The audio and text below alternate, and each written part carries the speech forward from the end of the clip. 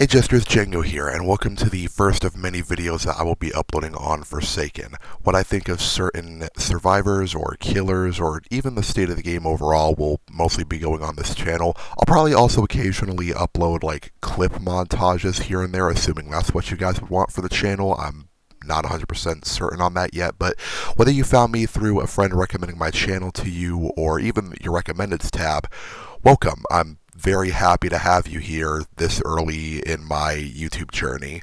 Thank you. Also, and I really wish this went without saying, but please do not witch hunt or harass anybody in particular purely because I am talking about the community in general. If you do, you are the worst kind of person to ever grace this community, much less the internet, and I wholly exempt you from my spaces as I do not want you here. Regardless, let's get into it. Before I ended up coming back to Forsaken after a bit of a break from the game, I had this video idea in the back of my mind had I started doing what I'm doing now, where I would talk about the absurd amount of entitlement and just overall whininess in the Forsaken community, and how I think it's far more prevalent than it would be in something like the DBD community. If you've played the game for longer than 8 minutes maximum, you will more than likely understand what it is I'm talking about, but for those who don't know, these usually come in the form of somebody typing something outright stupid or outlandish into the Forsaken Discord server back when it wasn't read-only, or somebody angrily typing into Roblox chat something to the effect of, "You're a targeter, L, garbage, you're a bozo," right? And I'm fairly certain at least one person watching this right now has been just left absolutely flabbergasted by how pressed one has to be to say this and much more, right?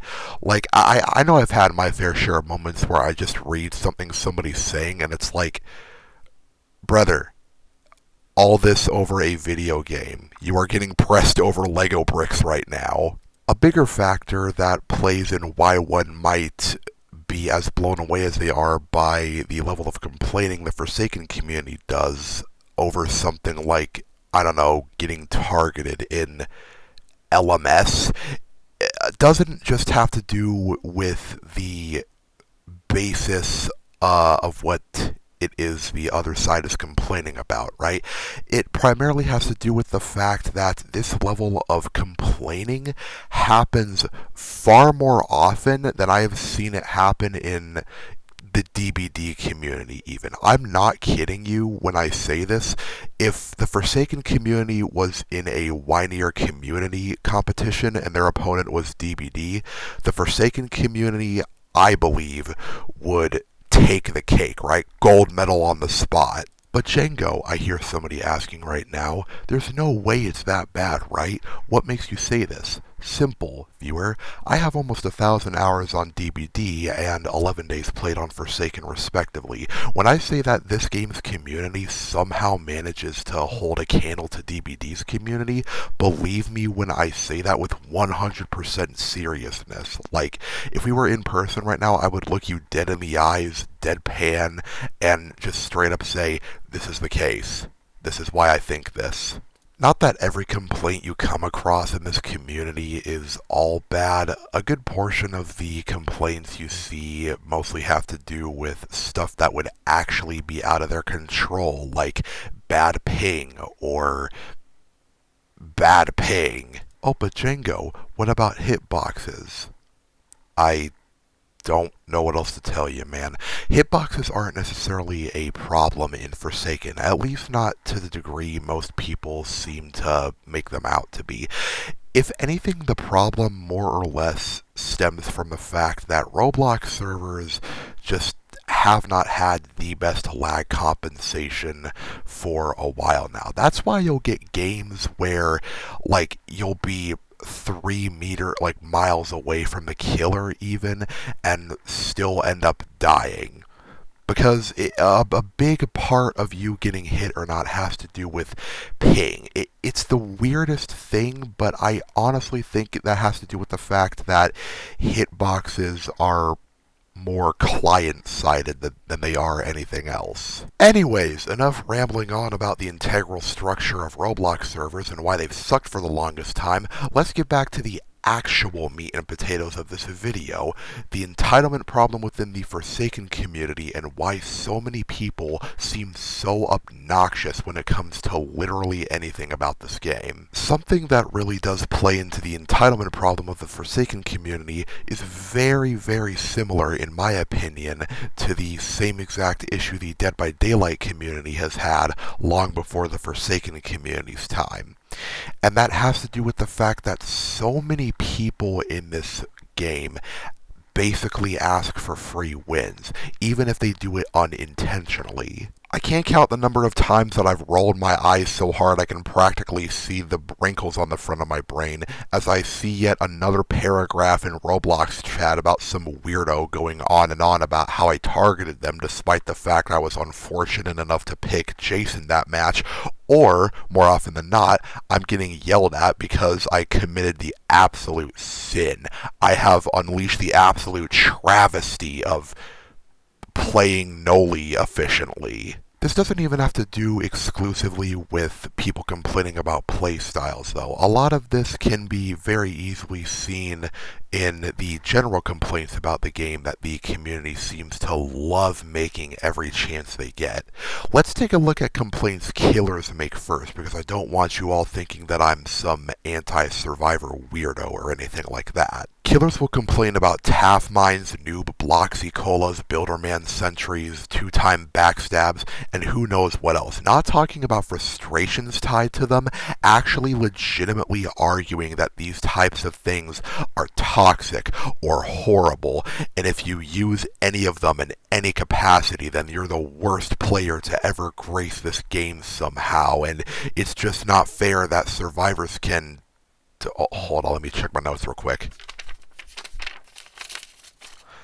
Have multiple ways to survive? Some killers you run into outright proclaim, "Bro, you're so toxic for playing your survivor as efficiently as you did," and I know this because that's a line that even I said back when I was still new to this game and stupid. But there are some of you Forsaken players out there who have way more time spent in this game than I do, still spewing this type of nonsense. I've seen people complain about the amount of healing Elliot gets for throwing out one pizza, which, yeah, fair enough. I'm not gonna lie to you, it is pretty annoying to have an Elliot heal somebody else right in front of your face, but that does not mean there is no counterplay to the character. As a matter of fact, the best thing you can do in a situation like that, especially if the survivor you're in chase with will not die, is go for the Elliot. Cut off their means of healing. I've also seen people complain at length about 2-times backstabs and even their trick stat potential that they still have,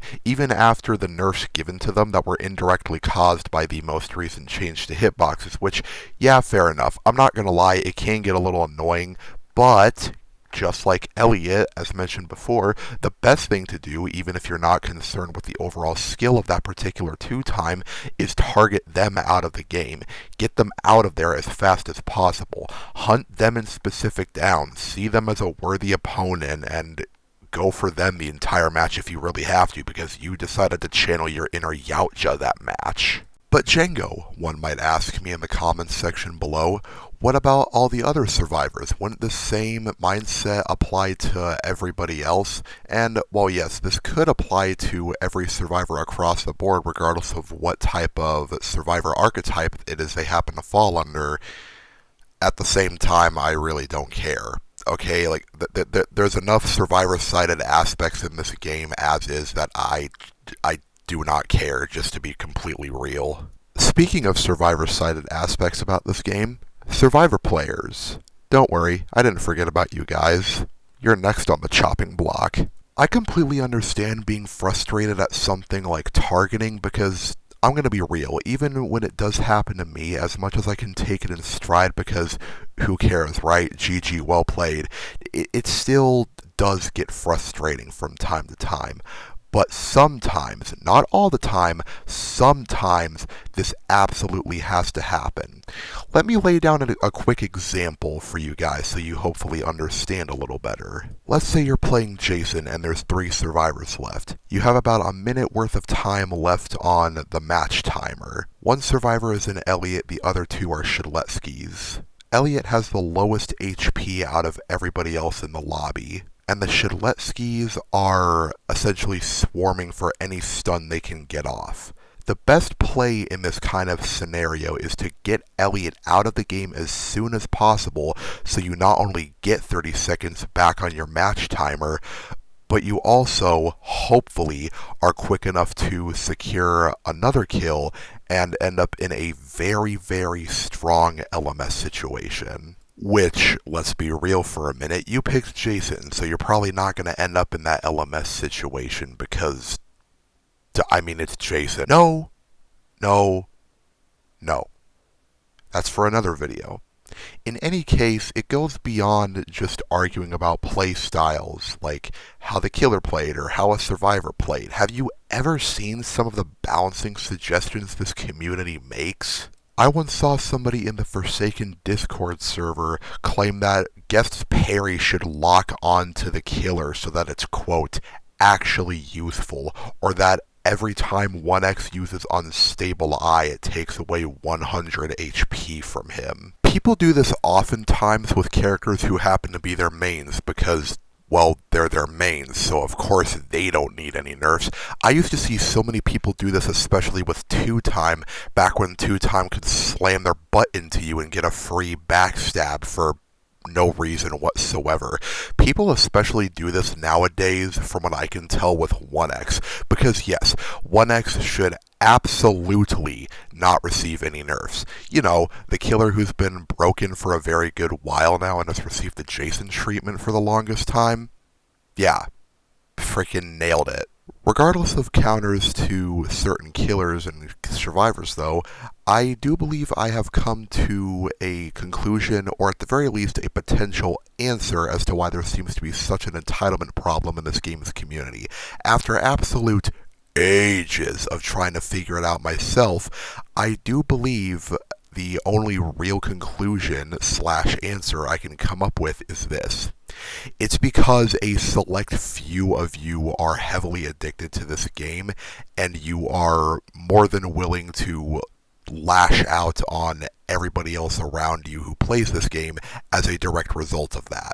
Yep, that's the conclusion I came to. It took me a while to get this figured out myself, but every single complaint any average Forsaken player makes seems to stem from not just the whole free wins at all costs mentality, but also the potentiality of a addiction to the game. The primary difference between the two, however, is that the Forsaken community, at least in my opinion, seems to complain way more often than the Dead by Daylight community ever does. And a lot of that stems from the fact that a lot of the Forsaken player base consists of children. And if some of those players aren't children, they're adults who act like children. Now, is this said to downplay the intelligence of literally every Forsaken player on the planet and say that they're all children or that they're all immature or something to that effect? No. But what this is meant to say is that an uncomfortable majority, if you will, of the player base seems to act this way, and it's honestly, it kind of gets to a point where it just gets concerning more than anything else. And look, I understand that it can be easy to mock these types of players based off of age alone, but I'm not going to do that. What I will instead do, however, is really buckle down with them and say that if you are starting to see yourself as that kind of player, you might need to take a break from the game for a while. And I do genuinely say that from experience. A while back, I took a 3-day break voluntarily. I wanted to play other Roblox games I have heard of at the time, take a break from grinding my nose into the wall over and over again. I recognized at some point that I would rather be doing anything other than play Forsaken, and instead of letting my anger towards it fester for so long like I did with Fortnite way back when, I decided to step away for a minute, take a bit of a breather even. Because maybe you're just so fed up with this game that really a break from it is all you need. I'm not saying that you always have to be happy-go-lucky, howdy-do with everybody you come across in this game, but that type of anger can fester for a very good while at some point, and it might be time to just, again, take a step away for a minute, maybe even a long time, maybe even forever. As a matter of fact, this could very easily tie back to an entirely separate question I feel many of you could start asking yourself. Is Forsaken actually getting worse, or are you just starting to miss the times that you fell in love with the game and saw a bright future ahead of it? Is this a question that's really hard to answer? Yes. Some might even ask others for a potential answer to this question. So, as such, I will give you mine. Figuring this out all on your own, well, to put it simply, that's your problem. Hey everybody, post-editing Django here, and I just want to say, if you made it this far, thank you. Furthermore, welcome to the channel. I'll probably get a lot more stuff put out there in the future, assuming I have the energy to sit down and edit it all. But for now, I would just like to say thank you. Thank you for sitting through this video all the way through. And hey, if you have any criticism for me that could maybe help me improve in the future, I'd love to hear it. I'd even love to hear your opinions on this video, whether you thought it was right on the nose, if it hit the nail on the head, or if you just saw it as a rant for the sake of listening to a rant, if that makes sense, right? Regardless, I hope to see you all in the next project I have coming very shortly, or very soon, I should say. And with all that said, be safe. See ya.